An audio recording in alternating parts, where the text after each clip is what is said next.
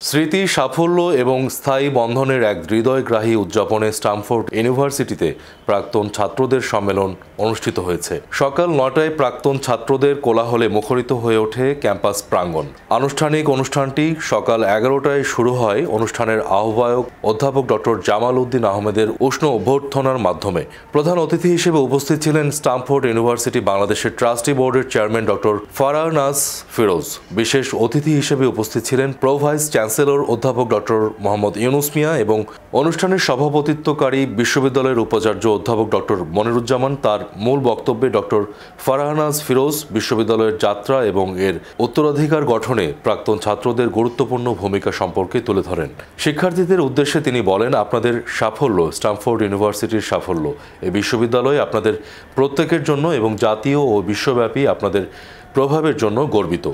তারপরে একটি বর্ণাঢ্য সাংস্কৃতিক অনুষ্ঠান অনুষ্ঠিত হয়, যা বর্তমান শিক্ষার্থী এবং প্রাক্তন শিক্ষার্থীদের প্রতিভা প্রদর্শন করে। একটি রোমাঞ্চকর র্যাফেল ড্র এবং একটি পুরস্কার বিতরণের মাধ্যমে অনুষ্ঠানটি শেষ হয়।